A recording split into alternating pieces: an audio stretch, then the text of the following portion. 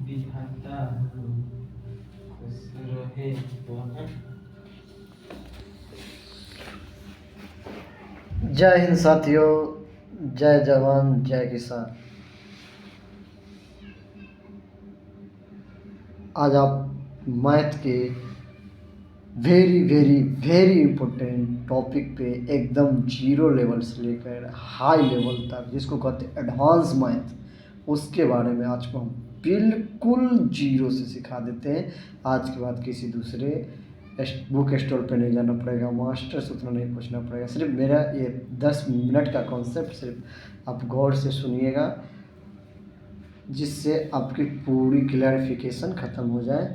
क्योंकि थोड़ा भी माइंड इधर उधर कर दिए तो आपको समझ में नहीं आएगा।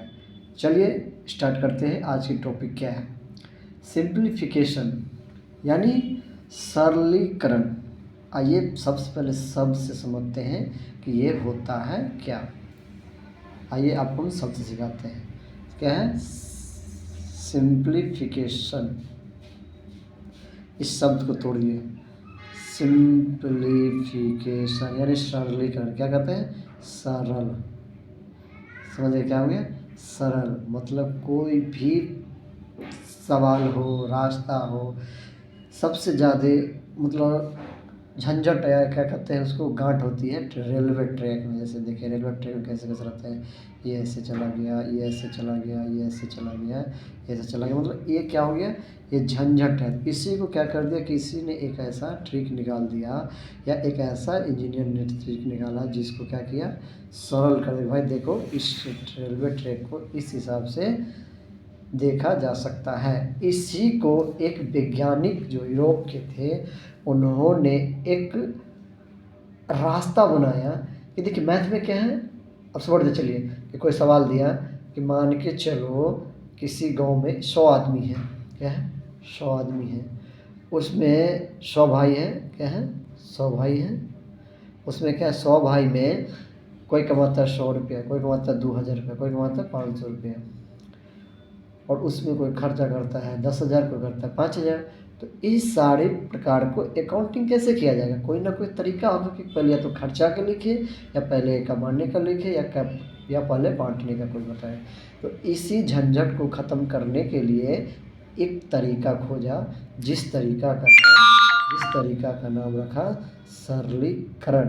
और उस तरीका का नाम है क्या? भी बौद्ध मास। क्या कहते हैं उसको? भी बौद्ध मास। यहाँ तक समझ में आ गया? अब देखिए किताब में सारे में आप समझते होंगे, अरे भाई बौद्ध मास ना है, सिर्फ ये भी कहाँ से लग गया है। अरे भाई आइए आपको दिखाते। भी क्या है? भी का मतलब सबसे पहले समझते हैं।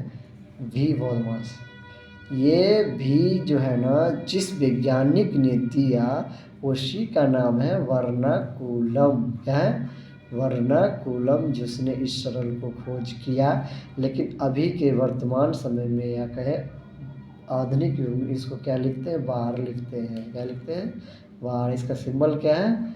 इसका सिंबल है रेखा। ऊपर किसी भी अंक ऊपर जो दिया जाता है तो उसको कहते हैं रेखा। क्या हो गया? ये रेखा हो गया। तो कोई नहीं समझता है कि भी का मतलब क्या। भी कहीं भी नहीं दिया है, सिर्फ वार दिया है। क्या दिया है? वार।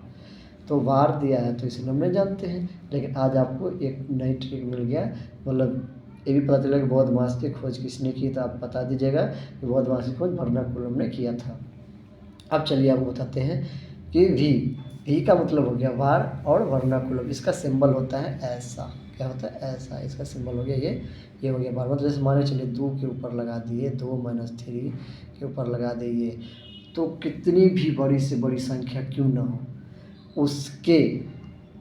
उसमें से सबसे पहला क्रिया की जाएगी, यानी सरल किया जाएगा। तो इसको किया जाएगा चाहे कोई कितना बड़ा क्यों ना हो, या ये चाहे छोटा क्यों ना हो। समझ में आ गई? अब समझ में आ गई तो दूसरा उसका नेक्स्ट टॉपिक है आपका। आइए चलते हैं। बी पर होता है ब्रैकेट। अब ब्रैकेट इसमें होता है 3 प्रकार के। कौन कौन से? एक छोटका भैया होता है, एक मझला भैया होता है, और एक बड़का भैया होता है। समझ आ गई? ये हो गया आपका 3 ब्रैकेट। अब जैसे वर्नाकुलम मतलब वार का क्रिया हो जाने के बाद उसका सेकेंड स्टेप आता है, जिसका क्रिया या सरल किया जाता है वो होता है ब्रैकेट। क्या होता है? ब्रैकेट। समझ आ गया? अब ब्रैकेट समझ गए तो नेक्स्ट आती है आपकी ऑफ। क्या हो गया? ऑफ। ऑफ का मतलब होता है गुना। जैसे कहीं कहीं देखते होंगे, कहीं कहीं पे आप देखते होंगे कहीं पे लिख देता है का। क्या लिख देता है? का। अगर किसी भी सवाल में अगर का लिखा हुआ है, वहीं इसी सवाल में कहीं पे गुना का चिन्ह दिया हुआ है, तो सबसे पहले का क्रिया होगी। क्यों होगी?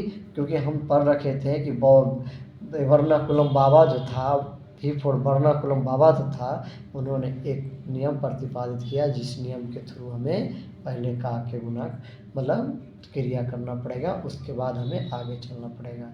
नेक्स्ट है, उसके बाद है आपका नेक्स्ट है आपका डी। क्या है? डी। क्या है आपका? डी। डी का मतलब होता है डिवाइडेड। गलत हो बोलो। चलिए दोस्तों, आप जो नेक्स्ट टॉपिक आती है वो है एम। एम का होता है मल्टीप्लिकेशन, मतलब जिसको कहते हैं गुना। क्या कहते हैं? गुना। जैसे कहीं कहीं पे दिया रहता है ऐसे ऐसे, तो ये हो गया गुना। और ऑफ का ही मतलब भी होता है गुना, पर वर्नाकुलम बाबा के अनुसार पहले ऑफ, फिर भाग, फिर मल्टीप्लिकेशन होता है।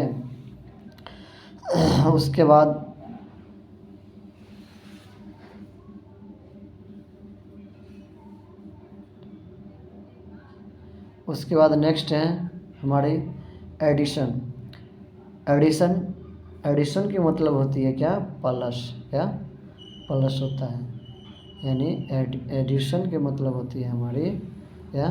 प्लस। तो कहीं कहीं में एडिशन भी दी जाती है, तो उसमें हम प्लस की भी कैलकुलेशन किया जा सकता है। समझा गया?